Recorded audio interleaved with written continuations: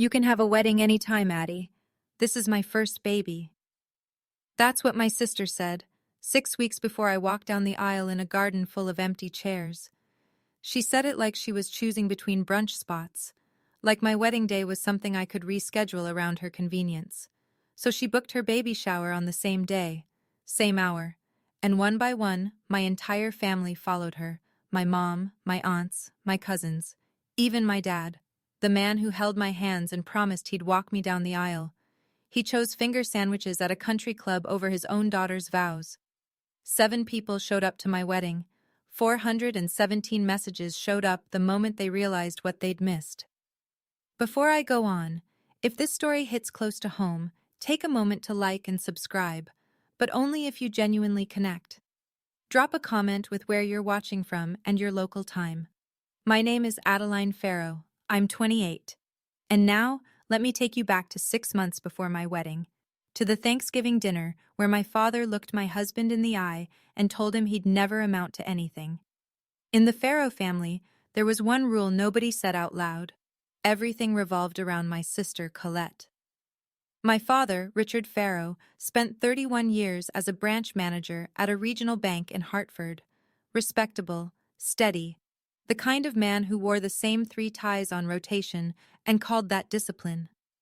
My mother, Diane, stayed home, hosted book clubs, and made sure the house in Glastonbury always looked the part. White colonial, black shutters, hydrangeas along the walkway. From the outside, we looked like a postcard. From the inside, the math told a different story. Colette married Brett Whitfield 5 years ago. The Whitfields own a commercial real estate company in Fairfield County, or at least they did. At the time, Brett was golden. He bought Colette a Lexus SUV, a Cartier love bracelet, and, more importantly, he bought my parents' loyalty. Brett paid the mortgage on the Glastonbury house. He gave my mother a supplementary credit card. He funded the new kitchen renovation. And in return, the entire Farrow family treated Colette like she'd won the Nobel Prize for achievement. Colette hasn't earned a paycheck in 6 years. She calls herself a socialite and an event planner, though I've never seen evidence of either. But in my family, marrying well is the same as doing well. And then there was me, Adeline, the younger one, the one who freelanced as an illustrator, children's books, editorial art, the kind of work that doesn't come with a corner office or a business card. The one who lived in a rented studio in New Haven with paint-stained countertops and a second-hand couch. I never resented Colette for marrying rich. I resented that it made everyone forget I existed. I met Marcus Delaney at an art fair in New Haven 3 years ago. He was standing in front of one of his own paintings, a large oil piece of a woman reading on a fire escape in Brooklyn, the light catching her hair just right, and he was frowning at it like it owed him money. I laughed. He turned, and something in his eyes, this quiet, focused intensity, made me stop. Marcus is a contemporary realist painter. He works in oil, mostly portraits and urban landscapes, and he has the kind of talent that people in the art world describe as rare, and my family describes as not a real job. He sold pieces through small galleries and took commissions when they came. Some months were good. Some months, we ate a lot of pasta. But we were building something honest, and that mattered to me more than any quarterly bonus. My family never saw it that way. Thanksgiving, 8 months before the wedding, I brought Marcus to the Glastonbury house for dinner. Colette arrived in the Lexus, carrying 2 bottles of Napa Valley Cabernet, $200 a bottle, she made sure to mention. I brought a pie I'd baked from scratch. My mother placed the wine on the dining table with both hands like it was a sacrament. She didn't mention the pie. Over turkey, my father leaned toward Marcus with that particular smile, the one that pretends to be friendly. "So, Marcus," he said, "when are you getting a real job?" Brett chuckled from across the table. Colette tilted her head and said, "At least Adeline has someone, right?" Her voice soaked in pity. Marcus said nothing. He just reached under the table and squeezed my hand. What nobody knew, what I barely knew myself, was that Marcus had recently finished a large painting for a new client that our landlord Harold had introduced him to. I didn't ask questions. I didn't think it was important. It was the most important thing that had ever happened to us. Harold Brenton was the kind of man you'd walk past without noticing, unless you were paying attention. 67 years old, silver-haired, quiet. He wore the same corduroy jacket most days and drank his coffee black from a chipped mug that said Chelsea, NYC on the side. He owned the old Victorian on Elm Street in New Haven, where Marcus and I rented the ground-floor studio. $800 a month for a live workspace with 12-foot ceilings and north-facing windows. Absurdly cheap, even by New Haven standards. When I asked Harold why the rent was so low, he shrugged and said, "I'd rather have artists in the building than accountants. No offense to accountants." To me, Harold was simply our landlord. A kind, retired art guy who let us pay late once without charging a fee and who brought us tomatoes from his garden in August. But Harold had a habit of wandering downstairs to watch Marcus work. He'd stand by the easel, coffee in hand, and say things like, "The light on the jawline, push it warmer, just half a degree." Marcus would adjust, and the painting would transform. One afternoon, Harold said something I almost forgot. He told Marcus, "Your work reminds me of someone I used to represent who now sells for 6 figures." I smiled politely. I assumed he was being generous. Around the same time, Harold mentioned that a friend wanted to see more of Marcus's work. He asked if Marcus could photograph a few recent pieces and send them over. I figured it was another small gallery, maybe a regional collector. "The world has a funny way of finding real talent, Adeline," Harold said to me one evening when I was washing brushes in the sink. "It just takes longer when you're honest about it." I should have asked more questions, but I was too busy worrying about the wedding. In January, Marcus proposed. No ring at first, just a question asked softly while we were lying on the studio floor, surrounded by half-finished canvases, snow falling outside the window. He'd later carve a ring from reclaimed walnut wood. It was the most beautiful thing anyone had ever given me. I called my parents that weekend to share the news. We'd set the date, June 14th. A small garden ceremony at a venue near Mystic, Connecticut. Nothing extravagant. 42 guests, wildflowers, an arch Marcus was building from salvaged wood. My father's first response was, "June 14th, let me check." Not congratulations. Not, "I'm so happy for you. Let me check." He called back 2 days later. "I'll be there, sweetheart. I'll walk you down the aisle. I promise." I held those words like glass. My mother asked, "That's nice, honey. How much is it costing?" She didn't ask about my dress. She didn't ask about flowers. She didn't ask if I was happy. Colette sent a text, just one. "Congrats. Let me know if you need help with anything." Then, silence. No follow-up, no phone call, no offer to help plan, taste cakes, or pick a venue. From the sister who styled herself as an event planner, this was conspicuous. Marcus and I did everything ourselves. I designed the invitations by hand, watercolor wildflowers on cream cardstock, each one slightly different. I thought about Colette's wedding 5 years earlier. 300 guests, gold foil invitations, a 12-piece band. But I loved our invitations. They were ours. I should have known something was wrong when Colette didn't argue about the date. She always has an opinion about everything. This time, she said nothing. And silence, from my sister, is never a good sign. 3 weeks before the wedding, I got a phone call from my Aunt Patricia, my mother's older sister, the family's designated gossip. And she said something that knocked the breath out of me. "Honey, are you going to Colette's shower too, or just the wedding? They're the same day, right?" I stood in the kitchen holding a paintbrush, turquoise dripping onto the floor. "What shower?" "The baby shower, June 14th, at the club in Greenwich. Didn't you get the invitation?" I had not gotten the invitation. I called Colette. She answered on the 3rd ring, her voice bright and rehearsed. "Oh my God, Addie, I didn't realize. The venue Brett booked only had June 14th available. It's a whole thing with the caterer and the rental company. I can't move it now. But your wedding is in the afternoon, right? Maybe people can do both? My wedding was at 3 p.m. in Mystic. Colette's baby shower was at noon in Greenwich, an hour and a half away, minimum. No one could do both. She knew that. I knew that. The laws of geography knew that. The baby shower would be held at the Greenwich Country Club, valet parking, catered by a French restaurant in Stamford, monogrammed gift bags at every seat. Colette had told me the details as though she were describing someone else's event. As though it were unavoidable. An act of God. But here's the thing that settled in my stomach like a stone. When I checked with Aunt Patricia, she confirmed that Colette had sent the baby shower invitations 2 weeks before I mailed my save the dates. 2 weeks before. She'd known my wedding date for months. She chose it anyway.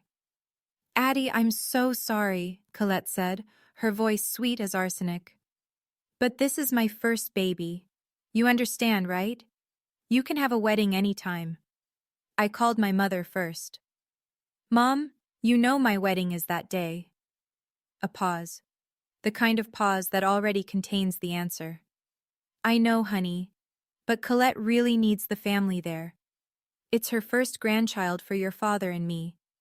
Can't you, maybe postpone a few weeks? I've already paid deposits, Mom. Non-refundable. We've sent invitations. Well, maybe not everyone needs to be at both. I'm sure some people will come to yours. Some people, to my wedding. Like it was an open mic night that might attract a few stragglers. I called my father next. He did what Richard Farrow always does when confronted with a problem. He deflected. Let me talk to your mother. We'll figure it out. He didn't call back for 3 days. I texted him. Dad, are you still walking me down the aisle? He read it. I saw the blue check mark. No reply. I called again, and again. On the 3rd attempt, he finally answered. Of course, sweetheart, I said I would. But the way he said it, the hollowness in his voice, the way the words came out like something he was reading off a cue card, I felt the ground shift beneath me. That week, I counted the RSVPs. Out of 38 family members invited, 22 had already responded with a no. Each of them, coincidentally, was going to Greenwich. I didn't beg. I want you to know that. I asked once. I asked clearly. And I told myself, their answer, the real one, the one spoken through silence and logistics, and maybe not everyone needs to be there, would tell me everything I needed to know about where I stood. It told me everything. Rachel, my best friend, an ER nurse who takes no one's nonsense and has known me since college, was the one who showed me the full picture. Rachel had been added to the Farrow family group chat years ago, back when my mother thought it was nice to include Adeline's friends. Nobody ever removed her. And because Rachel is Rachel, she screenshotted everything. She sat me down in the studio one evening and laid it out. Colette had called every single family member individually.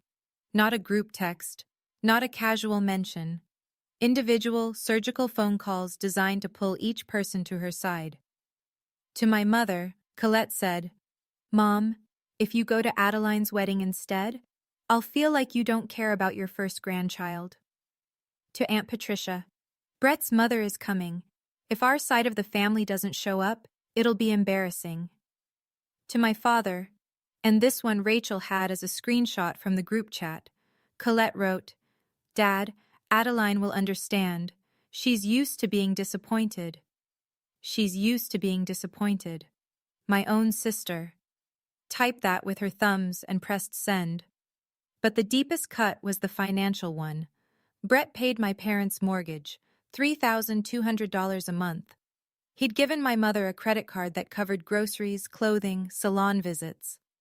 The Farrow family wasn't just emotionally dependent on Colette. They were financially leashed. Colette never said it directly, of course. She didn't need to. The implication lived in every gesture. If you cross me, the money stops. And my parents, who had built their retirement around Brett's generosity, couldn't afford to call the bluff. In the group chat, Rachel showed me one last message from Colette. Honestly, Adeline's wedding is so small it's barely an event. She's marrying a painter in a garden. It's not like there's a reception at the Ritz. I read it twice. Then I closed the phone. The night before I sent the final reminder to my family, Marcus and I sat together in the studio. The overhead lamp cast warm yellow light across half-finished canvases and jars of turpentine. Outside, the cicadas were starting up. Summer in New Haven sounds like a low hum that never stops. Marcus was cleaning brushes. He didn't look up when he spoke. "We don't need them to make this real, Adeline." A pause. "But I know you want your dad there." I didn't answer right away. I was staring at the canvas he'd been working on. A lone chair in an empty room, light pouring through a window. It wasn't meant to be about me, but it was. That night, I composed one final message. A group text to every family member who'd been invited. No guilt trips, no desperation. Just the facts. Date, time, address, directions. And at the end, one line. "I hope to see you there." I pressed send at 10:47 p.m. Not a single person replied. The next morning, Rachel called from Chicago. She'd already booked a flight. "I'll be there," she said. "I'll always be there." She didn't ask about the others. She already knew. June 14th was 12 days away. I had a dress hanging in the closet, vintage lace, found at a consignment shop in Mystic, altered to fit by a seamstress who charged me $80 and told me I looked like Grace Kelly. I had flowers ordered from a local farm. I had 42 chairs set up in a garden. What I didn't have was a single family member who chose me. But I'll tell you what I also didn't have. I didn't have the urge to beg anymore. And that, I think, was the first time I felt something shift. June 14th, 7 a.m. The morning of my wedding, Rachel was sitting cross-legged on the bathroom counter doing my makeup. Hospital-grade precision, she called it, and I was trying to breathe normally. My dress hung on the closet door. My bouquet, white peonies and lavender from a farm stand in Stonington, sat in a mason jar on the kitchen table. My phone buzzed. "Dad." I picked up. Rachel watched my face. "Adeline, honey." His voice sounded like it had been sanded down to nothing. "I don't know how to say this. Your mother and I, Colette's shower starts at noon, and with the drive, I don't think we can make it to Mystic by 3. 8 seconds. I counted them. 8 seconds of silence where the entire architecture of my childhood, every Father's Day card, every "Daddy, look what I drew," every time I chose to believe he loved me equally, collapsed like a house built on sand. "You promised, Dad." "I know, and I'm sorry. But this is Colette's first baby. You'll have other moments." "No." My voice didn't shake. "I'm proud of that." "This is my only wedding day, Dad. There won't be another one. Don't make this harder than it has to be." I hung up. I set the phone face down on the counter. My hands were trembling, but my eyes were dry. Rachel said nothing. She just picked up the mascara wand and kept going. Later that morning, Rachel checked Instagram. She held the phone up for me to see. Colette had already posted a story. Pink balloons, gold streamers, a venue being set up. The caption read, "So grateful to have the whole family here." Posted at 9 a.m., 3 hours before the shower even started. I didn't scream. I didn't cry. I just thought, so this is what it feels like when the last thread snaps. The garden venue in Mystic sat behind a small inn, overlooking a salt marsh where the water turned silver in the afternoon light. Marcus had spent 2 weekends building the arch, salvaged oak, sanded smooth, entwined with fresh eucalyptus and white ribbon. It was simple. It was perfect. I arrived at 2:15. The chairs were already set up, 42 of them, white linen, each one with a sprig of lavender tied to the back. From a distance, they looked beautiful, like a painting of a wedding. Up close, 35 of them were empty. 7 people. That's who came. Marcus, Rachel. 2 friends of Marcus from art school, a sculptor named Dave and a printmaker named Lena. Harold Brenton, in a suit I'd never seen him wear, and 2 of my college friends who'd driven up from New York. 7 people in 42 chairs. The wind moved through the empty rows and rustled the lavender like it was trying to fill the silence. I stood at the end of the aisle in my thrift store dress, vintage lace, ivory, tea length. The seamstress had been right. It fit like it was made for me. But standing there alone, without a hand to hold, without a father at my side, I felt every single empty seat like a bruise. The string quartet, just two girls from the local college, violin and cello, began to play. Pachelbel's canon. The sound floated out over the marsh. Rachel stepped toward me. "I can walk you down." I shook my head. "No, you're my maid of honor. You belong up there with Marcus." I turned to face the aisle. Marcus was standing at the other end, and even from here, I could see his eyes were red. I was about to take the first step alone. Then I heard footsteps behind me. Heavy, deliberate, steady. "I believe I'm overdressed for a garden party." I turned. Harold Brenton stood 3 feet behind me, wearing a navy three-piece suit, beautifully cut, clearly old, clearly treasured. A pale blue pocket square, and silver cufflinks that caught the light. I'd later noticed the engraving on them. B.G. Brenton Gallery. But in that moment, all I saw was the steadiness in his eyes. "But if you'd let an old man have the honor," he said, and extended his arm. Something broke open in my chest.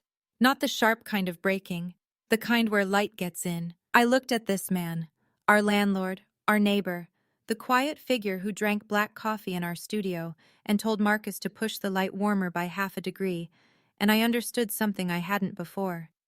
Harold wasn't just kind. He had been watching. He had been paying attention. He had shown up. "Harold, you don't have to. I know I don't have to. I want to." His voice was calm, firm. "Your father should be here, but since he isn't, someone who actually values you should." I took his arm. We walked. The 7 people in those chairs stood up. Rachel already crying, Dave and Lena smiling, Marcus at the end of the aisle, pressing the back of his hand to his mouth. The ceremony lasted 12 minutes. Our officiant, a retired judge Marcus knew through a community art project, kept it short. We said our vows. Marcus had written his on a piece of canvas primed in gesso. I'd written mine on the back of one of my illustrations. We both cried. We both laughed. 7 people clapped. And in that garden, on that June afternoon, it was enough. It was more than enough. I'm going to pause here for a second. If Harold stepping in made your chest tighten the way mine did that day, you already know why this story matters. My father had 30 years to show up for me. Harold had known me for 2. But he was there. If you've ever had someone unexpected fill a space that family left empty, tell me about it in the comments. I read every single one. And if you want to see what happens next, because trust me, the story doesn't end at the altar, stay with me. After the ceremony, we held the reception in the same garden. There was no ballroom, no DJ, no 5-tier cake. We ordered pizza from a place in downtown Mystic. Rachel had brought 3 bottles of wine. Nothing fancy, just something she loved. Dave connected his phone to a portable speaker, and we danced on the grass until the fireflies came out. It was joyful. It was imperfect. It was ours. But when the music faded and Marcus was helping Dave fold up tables, I sat down on one of the empty chairs and opened my phone. 0 messages from my family. Not a single one. No congratulations. No sorry we couldn't make it. No thinking of you today. Nothing. As though the event hadn't happened. As though I hadn't happened. I opened Instagram. I knew I shouldn't. But I did. Colette had posted 14 photos. The Greenwich Country Club. Pink and gold balloons. A dessert table that probably cost more than my entire wedding. Aunt Patricia laughing with a glass of champagne. Uncle Tom holding a gift bag. And my father, standing beside Colette, his hand resting on her belly, grinning. The last photo was a selfie. Colette in the center, glowing, surrounded by faces I'd invited to my wedding. The caption read, "Surrounded by love. Family is everything." Family is everything. She typed that while I was saying my vows to 7 people and a row of empty chairs. I zoomed in on one of the background images, a group shot near the bar. Brett was in the far corner, turned away from the camera, phone pressed to his ear, jaw tight. He looked stressed. It struck me as odd at a celebration, but I filed it away and didn't think about it again. Not then. That night, back in the studio, Marcus and I lay on the old futon that doubled as our couch. The windows were open, and the sound of crickets poured in like music. We'd taken the lavender from the chairs and put it in jars all over the apartment. It smelled like the wedding had followed us home. Marcus stared at the ceiling. His hand was in mine. I married the most talented, most stubborn, most beautiful woman I've ever known, he said. In a garden, with 7 witnesses. He turned to face me. And I wouldn't trade it for a ballroom with 300. I tried to smile. I almost made it. I keep thinking, maybe if I'd tried harder. Called one more time. You called enough. His voice was gentle but final, like a door closing on a room I didn't need to enter. You called more than enough, Adeline. It hit me then. Not the sadness for myself, but the sadness for him. Marcus had stood at the end of that aisle, watching his bride walk toward him with a 67-year-old landlord because her own father couldn't be bothered. He deserved a family cheering for us. He deserved better than empty chairs. You deserved a real wedding, I whispered, with a family cheering for us. This was a real wedding, Marcus said. Harold was there. Rachel was there. That's more family than blood gave you today. I cried then, quietly, into his shoulder. Not because I was broken, but because I was tired of holding it all upright. I didn't know it then, but Marcus had a secret. Something Harold had helped him with over the past several months. Something he'd deliberately kept from me so our wedding day wouldn't be about money. Something that would change everything within weeks. A week passed, then another. Not a single member of my family reached out. On day 8, I sent one final message. I typed it carefully, read it 3 times, and pressed send. Thank you for your silence. It told me everything your words never could. I won't be reaching out again. If you want to talk, you know where to find me. My mother replied 2 days later. Adeline, don't be dramatic. We love you. Colette's shower was just bad timing. No apology, no acknowledgement, just the word dramatic, the Farrow family's favorite weapon against anyone who dares feel things out loud. I didn't respond. I muted the group chat, and I turned my attention to the only thing that had never let me down, the work. Marcus was painting again. Something new, something I hadn't seen from him before. He'd started a series he called The 7th Chair. Large format oils exploring absence in intimate spaces. A dinner table set for 8 with one chair slightly pulled back, untouched. A church pew, empty except for a folded program at one end. A row of white linen chairs in a garden, lavender on each one, 35 of them holding nothing but air. I knew what the paintings were about. He didn't need to explain. One afternoon, Harold came downstairs to see the work. He stood in front of the garden piece for a long time, his coffee going cold in his hand. Then he pulled out his phone and typed something. He didn't say who he was texting. I didn't ask. I stopped waiting for an apology that would never come, and I started building a life that didn't need one. But the truth was, without my knowing, something enormous was already being built, and it had Harold's fingerprints all over it. 2 weeks after the wedding, Harold invited Marcus and me upstairs for coffee, not the usual stop by if you want, an actual invitation. He'd set out 3 mugs, a French press, and a cardboard box on the kitchen table. Sit down, he said. There's something I should have told you a long time ago. He opened the box. Inside were catalogs, exhibition catalogs from Brenton Gallery, Chelsea, New York City. There were articles clipped from Art News and Art Forum, photographs of Harold standing beside artists at openings, people I recognized from museum walls. I ran Brenton Gallery for 22 years, Harold said, setting a catalog in front of me. The cover showed a painting I'd seen reproduced in textbooks. I represented 43 artists during that time. 7 of them are now in the Whitney Permanent Collection. I stared at him. The quiet man in the corduroy jacket, the landlord who charged us $800 a month and told us to push the light warmer. You never told us, I said. You never needed to know. Harold folded his hands. I wanted to be sure about Marcus first. I've spent my whole career learning the difference between competent and extraordinary.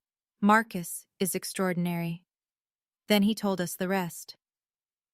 6 months earlier, before the engagement, before the wedding, before any of it, Harold had sent photographs of Marcus's work to Victor Ashland. Victor Ashland, the private collector whose holdings included works by Richter and Hockney, whose name appeared in every major auction catalog in the Western world. Victor had purchased one piece immediately, $85,000. I looked at Marcus. He nodded slowly, and I saw it, the thing he'd been carrying. I was going to tell you after the wedding, he said. I didn't want it to overshadow our day. Over the next several days, the full scope of what Harold had set in motion became clear. Victor Ashland's attorney contacted Marcus with a formal proposal, an art commission agreement for 12 original paintings to be completed over the following 18 months for Victor's private collection. Total contract value, $450,000, payable in installments tied to delivery milestones. Every term was laid out: payment schedule, intellectual property provisions, insurance during transit. It was the kind of contract that artists spend entire careers dreaming about and never see. Attached to the agreement was a separate letter from the director of Caldwell Gallery on West 25th Street in Manhattan, one of the most respected galleries in the country for contemporary realism. They were inviting Marcus to hold a solo exhibition. The centerpiece would be the 7th Chair series. Marcus and I drove to New York to sign the papers at the attorney's office on Park Avenue. I sat in a leather chair and read every page. The numbers blurred. My hands were shaking, but not from fear. This is more money than my father earned in 5 years at the bank, I said quietly. Harold, who had come along for the signing, placed his hand on the table. And it's just the beginning. Victor doesn't invest in artists lightly. He's building a relationship, not buying a product. This will open every door Marcus walks toward. Marcus signed. The attorney notarized. The Caldwell Gallery director confirmed the exhibition timeline via email that same afternoon. It was real. All of it. Documented, legitimate, binding. We hadn't told anyone. Not a soul. My family still thought Marcus was a man who painted for fun and couldn't pay rent without my freelance income. They had no idea what was about to change. A week later, Victor Ashland called Marcus directly. I was in the studio when Marcus put it on speaker. Not intentionally, but because his hands were covered in cadmium yellow. Victor's voice was warm, unhurried, the kind of voice that belongs to someone who hasn't been in a rush since 1997. Marcus, I understand you and your wife didn't get the wedding trip you deserved. My yacht, the Meridian, is in Monaco next month. I'd like you both to spend 10 days on board.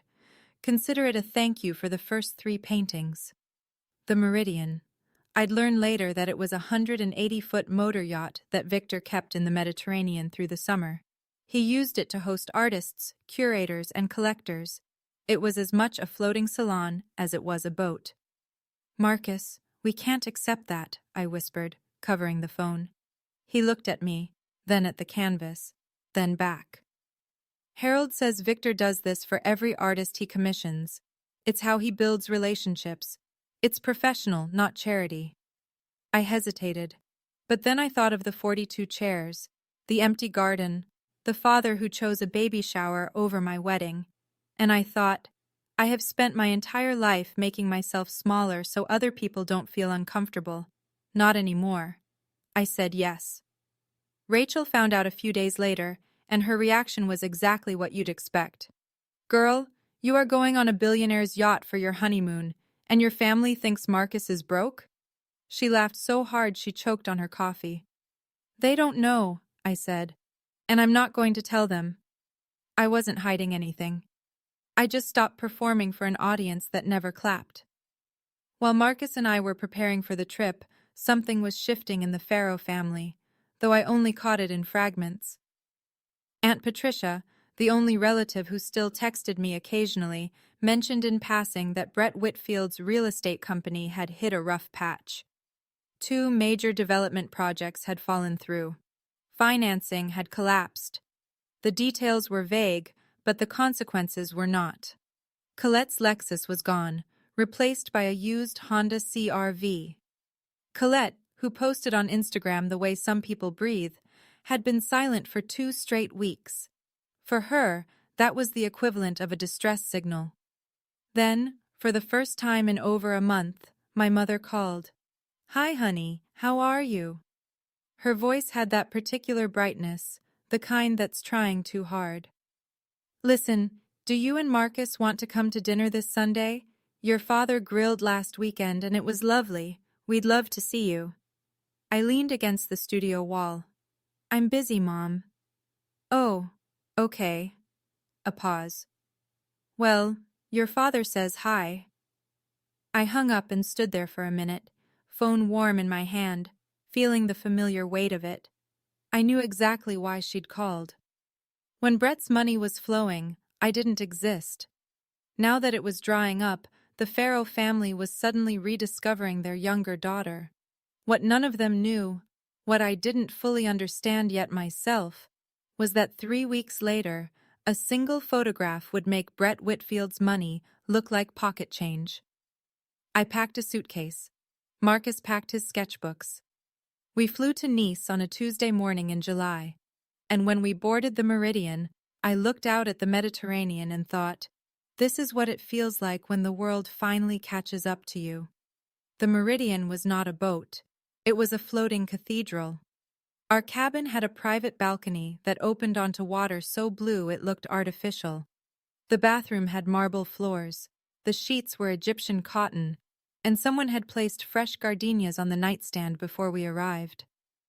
I stood on the balcony the first morning, barefoot, wearing a linen dress I'd bought at a market in Nice for €40, and I watched the coastline of Monaco drift by like a painting Marcus hadn't gotten to yet. On the 3rd evening, Victor hosted a dinner on the upper deck. 8 guests, 2 collectors from London, a curator from the Tate, a Berlin-based art critic, and their respective partners. The table was set with crystal and white linen. Candles flickered inside hurricane glass. The sky turned from orange to indigo while we ate. Victor stood and raised his glass. "I'd like to introduce Marcus Delaney, the most exciting realist painter I've encountered in 2 decades. His upcoming exhibition at Caldwell Gallery will be called The Seventh Chair. I think you'll find his work extraordinary." Marcus, seated beside me, described the concept, paintings about absence, about the empty spaces left behind by people who chose not to show up. He spoke quietly, without performance. The art critic from Berlin leaned forward. "This has Biennale potential," he said, and the table murmured in agreement. I sat next to my husband, silent, my hand resting on his knee. For the first time in my life, I was surrounded by people who recognized the value of what Marcus and I had built, not despite its quiet origin, but because of it. Before dessert, Victor found me alone by the railing. "Your husband is gifted," he said. "But I think you already knew that, long before anyone else did." "I did," I said. "Thank you for seeing it too." On the last evening aboard the Meridian, I did something I almost never do. I posted a photo on Instagram. I'm not a social media person. My account had maybe 200 followers, friends, a few illustration clients, some college acquaintances. I hadn't posted in months. But that evening, as the sun dropped below the Mediterranean and the light turned the water to gold, Marcus wrapped his arms around me from behind, and Rachel, who'd been texting me relentlessly for photos, wasn't the only reason I pulled out my phone. I wanted a record, not for anyone else, for me. The photo, Me standing at the bow of the Meridian, wearing a white silk dress I'd found in a boutique in Nice. Marcus behind me, his chin resting on my shoulder. The Monaco coastline in the soft distance. On the table beside us, a glass of champagne and, half visible, the Caldwell Gallery exhibition catalog with Marcus's name on the cover. I wrote the caption in under 10 seconds. Honeymoon with my husband. Grateful for the people who showed up. No tag, no explanation, no drama, just a sentence and a photograph. I posted it at 9 p.m. European time, 3 a.m. on the East Coast. Then I put my phone in the nightstand drawer, kissed Marcus goodnight, and went to sleep listening to the water move against the hull. When I woke the next morning, I reached for my phone out of habit. The screen was a wall of notifications. I had to scroll for nearly a full minute to see the bottom. 417 missed calls and text messages. The same family that couldn't send one text on my wedding day suddenly had a lot to say about where I'd spent my honeymoon. 417. That's not a typo. I'll let that number sink in for a second. The same family that couldn't send one text on my wedding day suddenly had a lot to say when they saw where I was. If you're still watching, first of all, thank you. And second, what would you have done? Would you have answered those calls, or would you have let them ring? Tell me in the comments. Now, let me tell you what those messages actually said. I sat on the edge of the bed and scrolled through the messages the way you'd read an autopsy report, clinically, slowly, letting each one land. My father. 23 missed calls, 11 text messages. The first, Adeline, whose yacht is that? Then, call me back. Then, I didn't know Marcus was doing this well. Why didn't you tell us? And finally, at 2 a.m. his time, honey, please call your dad. My mother. 18 calls, 9 texts. Oh my God, Adeline. Followed by, is that Monaco? Followed by, are you okay? Whose boat is that? And inevitably, I'm so happy for you, sweetheart. We need to celebrate when you're back. Celebrate. She wanted to celebrate. The woman who couldn't be bothered to text congratulations on my wedding day now wanted to throw a party because she saw a yacht. Colette. 7 calls, restrained by her standards. 3 messages, each more revealing than the last. Wait, what? Then, is Marcus's art actually selling? And finally, Adeline, we should talk. Call me. The rest, aunts, uncles, cousins, second cousins, people I hadn't heard from in years, poured in like a flood. OMG, congratulations. So proud of you. We always knew Marcus was talented. The same people who'd RSVP'd no to my wedding were now lining up to claim they'd believed in us all along. And then, at the very bottom, a message I hadn't expected. Brett Whitfield. He'd never texted me directly before in his life. Adeline, is your husband represented by a gallery? I'd love to connect. Brett Whitfield, the man whose money had bought my family's loyalty, was now trying to network through the sister-in-law he'd barely acknowledged for 5 years. I read every message. I did not respond to a single one. Marcus found me on the balcony an hour later, phone face down on the table. He didn't ask what the messages said. He could read it on my face. I'm not going to ignore them forever, I said. But I'm not going to pretend this is okay either. That afternoon, I unlocked the family group chat for the first time since I'd muted it. I typed one message, I revised it twice, then I sent it. Thank you for your messages. Marcus and I are doing well.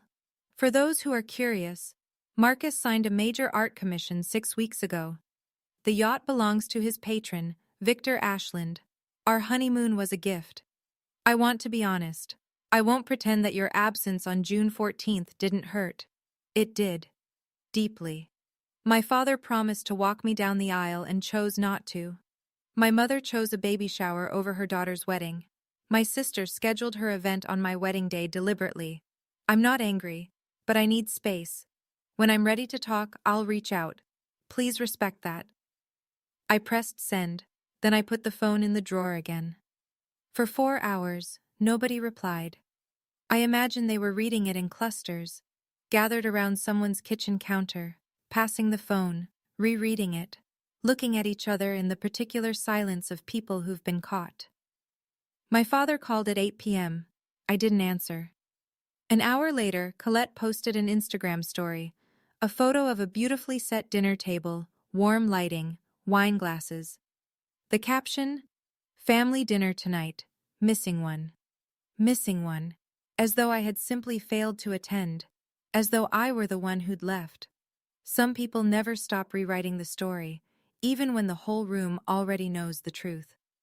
3 weeks after we returned from Monaco, Caldwell Gallery issued the press release. Marcus Delaney, the Seventh Chair, Solo Exhibition. It went out to every major art publication in the country. Art News ran a preview. ArtNet picked it up the same day. And then the one that mattered most.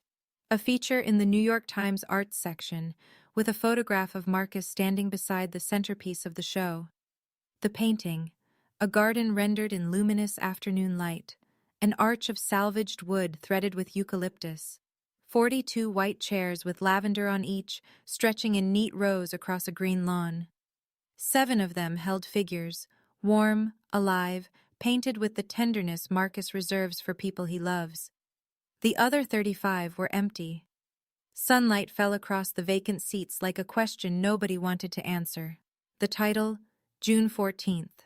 Price, $120,000. Already sold. Victor had claimed it before the exhibition opened. The article noted that Marcus's work explores familial absence and emotional displacement with a specificity that feels both deeply personal and universally devastating. It mentioned Victor Ashland's private collection. It mentioned Brenton Gallery's legacy. It used the word extraordinary. On opening night, 200 people filled the gallery, collectors, curators, critics. Adeline stood beside Marcus in a simple black dress, watching strangers cry in front of paintings that were born from the worst day of her life. A reporter from the Times approached Marcus. The title, June 14th. Is it autobiographical? Marcus didn't hesitate. Yes, it was my wedding day. 7 guests, 42 chairs. The room went quiet. Then the questions began. By morning, the story was everywhere. I hadn't planned it. Marcus hadn't planned it. But the truth, once it finds a stage, doesn't need permission. My father saw the article first. Someone forwarded it. I never found out who. But I can imagine him sitting at the kitchen table in Glastonbury, reading glasses on, the New York Times open on his iPad, and seeing those 42 chairs rendered in oil paint with the precision of a man who remembers every detail of the day his father-in-law didn't show up. My mother called. Her voice cracked in a way I hadn't heard before. Adeline, your father saw the painting. He hasn't spoken in hours. He just sits there. Mom, I didn't paint it, I said. Marcus did. He painted what happened. She didn't have a response for that. Colette's reaction was different. She wasn't sad. She was furious, not at herself, but at the exposure. Within days, her friends began asking questions. Wait, your sister's husband, is that Marcus Delaney? Why weren't you at her wedding? Colette, who had spent years curating a narrative of family unity and social grace, suddenly couldn't explain the gap. The image she'd constructed, loving sister, devoted daughter, center of the Pharaoh universe, had a 42-chair-sized hole in it. Brett called Marcus directly. Hey Marcus, congratulations. Listen, I have some clients who might be interested in commissioning. Marcus cut him off politely. Thanks, Brett. But I work exclusively through my gallery now. Harold and Caldwell handle all my commissions. Meanwhile, Aunt Patricia sent me a screenshot from the family group chat, the one I was no longer in. Colette had written, "She's doing this to humiliate us." And my father, for the first time in his life, had replied, "Maybe we should have gone to the wedding." My mother's response, "Don't start, Richard." Even now, even with the truth on a gallery wall for 200 people to see, nobody in my family could say the simple words, "We were wrong." 2 months after the exhibition opened, A notice appeared in the Connecticut Business Registry that would have been unremarkable to most people. Whitfield Properties, LLC, Brett's family company, had filed for Chapter 11 bankruptcy protection. The details emerged slowly, then all at once. 2 failed developments in Stamford, a construction loan default, creditors lining up. The company that had once made Brett the golden son-in-law of the Farrow family was now a name on a court filing. The consequences hit my parents within weeks. Brett stopped paying the mortgage on the Glastonbury house, $3,200 a month, gone overnight. My mother's supplementary credit card was canceled. Colette, who had never needed to think about money, began selling her jewelry through a luxury consignment site. The Cartier bracelet, a Tiffany pendant, pieces she'd once displayed like trophies. My father called me, the first time since the article. Adeline, I don't know how to say this. His voice was thin, tired. Your mother and we might lose the house. I know I have no right to ask. But is there any way? I let the silence sit. I think he needed to hear it.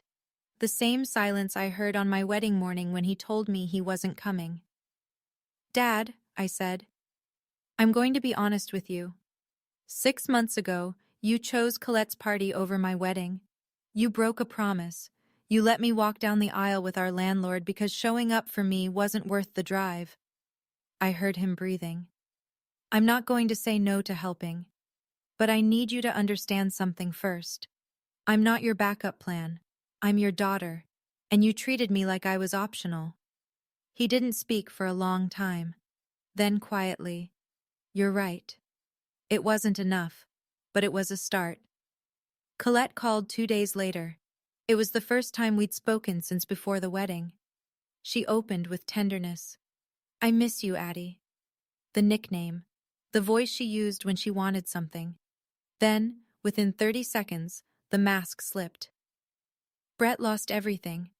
Mom and Dad need help. You and Marcus are doing so well now. Can't we just move past this? Move past what, exactly? I kept my voice even, not cold, just clear. You scheduled your baby shower on my wedding day. You called every family member and told them to choose you. You told Dad that I could have a wedding anytime. Do you remember that? Silence. Then, I was pregnant, Adeline. I was hormonal and scared and you were calculating. I said it without malice, just fact. And that's okay. I'm not here to punish you, but I need you to know. I see it clearly now. I've always seen it. I just chose to ignore it because I wanted a family.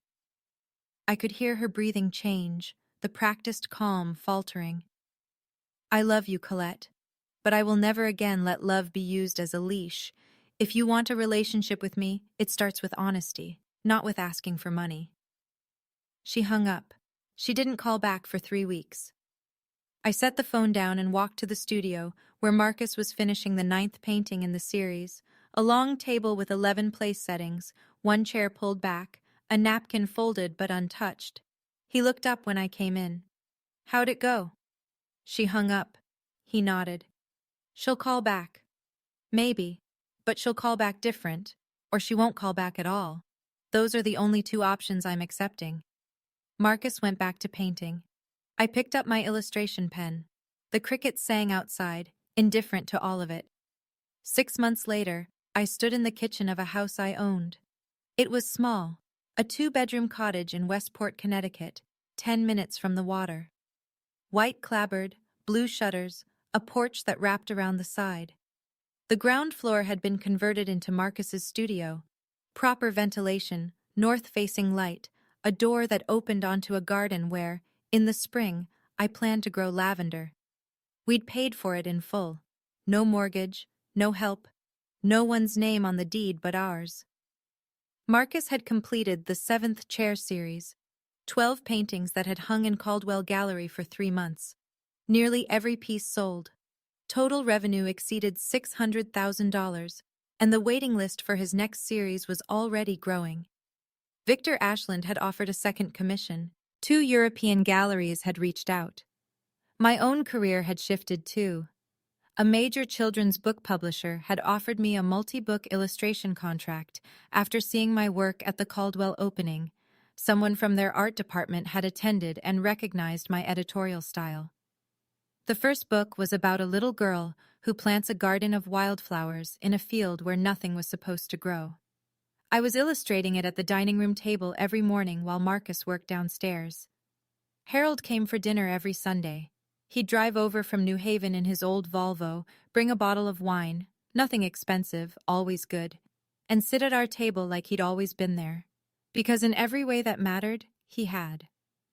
One Sunday, I served roast chicken with herbs from the garden. Harold raised his glass. "To the seventh chair," he said. Marcus clinked his glass against Harold's. I clinked mine against both. 7 people at a wedding.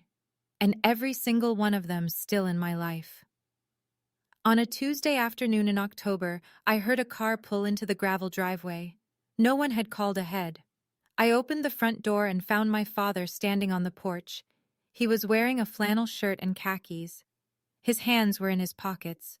He looked older than I remembered, not in the way of time passing, but in the way of a man who'd been carrying something heavy and couldn't set it down. "I didn't come to ask for anything," he said. I waited. "I came to tell you that I'm sorry. Not the kind of sorry that expects forgiveness, the kind that knows it doesn't deserve it." He stood there in the October light, leaves drifting across the porch, and I could see he'd rehearsed this, not because it wasn't genuine, but because it was. He needed to say it precisely. "I sat in a country club eating finger sandwiches while my daughter got married with 7 people, he said.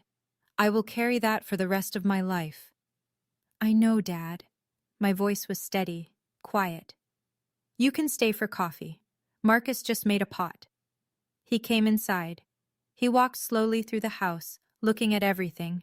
The studio downstairs, the garden visible through the back window, Marcus's paintings on the walls. In the hallway, he stopped. A small painting hung near the coat hooks. June 14th, study number 1. An early sketch in oil. 7 chairs occupied, 35 empty. My father stood in front of it for a long time. Then he reached into the bag he was carrying and pulled out a frame. Inside, a certificate. The Connecticut Statewide Art Award, dated 12 years ago. My name on it. The paper had yellowed. "I found it in the attic," he said. "It should have been on the wall 16 years ago." I took it from him, and I let him stay for coffee. People always ask me, "Did you forgive them?" The honest answer is that forgiveness isn't a single event. It's not a gift you hand over and then it's done. It's a bridge you build one plank at a time, and some days you're laying planks, and some days you're standing at the edge wondering if it's worth crossing. Colette eventually wrote me a letter. A real one, pen on paper, mailed with a stamp. It wasn't a perfect apology, but it contained the one sentence I'd been waiting years to hear. "I scheduled the shower on your day. It wasn't an accident. I was afraid that if your wedding went well, everyone would stop needing me." I read that line 4 times. Then I folded the letter and put it in my desk drawer. Not in the trash, not on the wall. In the drawer, where I could find it when I was ready. My mother calls once a week now. She asks about my work, about Marcus's paintings, about the garden. She doesn't ask for money. It's a small thing, but it's a true one. Brett and Colette live in a rented apartment in Stamford. Brett took a position at another firm, starting over. Colette got a job, her first in 6 years, as an events coordinator for a nonprofit. I heard she's good at it. I hope she is. And me?